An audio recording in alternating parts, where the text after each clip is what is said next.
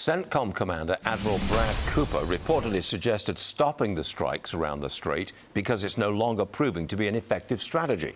Victoria Coates joins us. What do you say to that? The bombing is no longer an effective strategy? What do you say?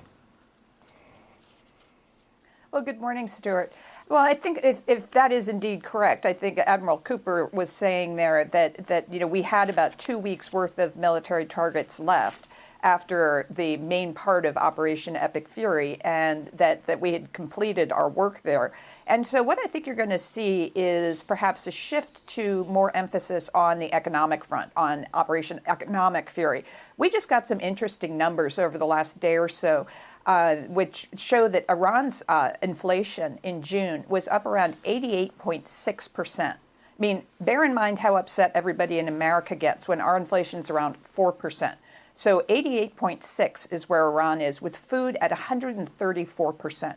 Just imagine. I mean, people aren't able to feed themselves. So as Secretary Kennedy was saying in that bite a little bit ago, if we can manage our economic situation responsibly and not have too much pain on the American people, that pressure internally on Iran is what might eventually get this thing across the finish line. So you agree with Senator Kennedy? America should not cut and run, right?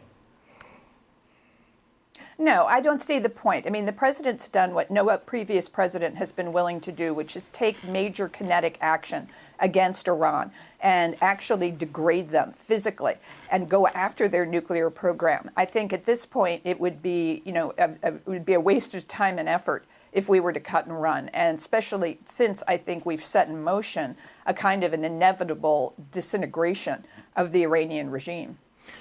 Let me put the negative side for a second. It seems like we're going nowhere.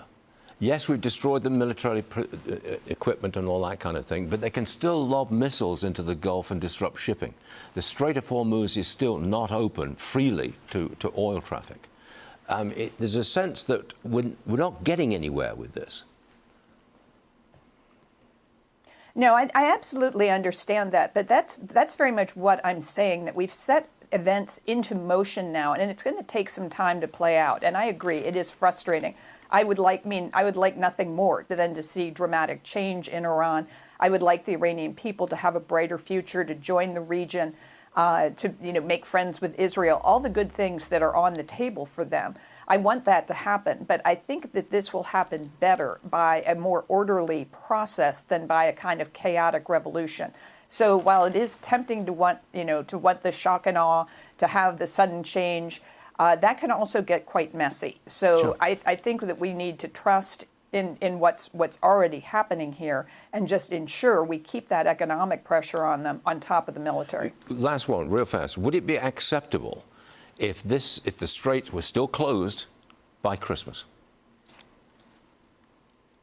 Oh, I just don't think that's going to happen.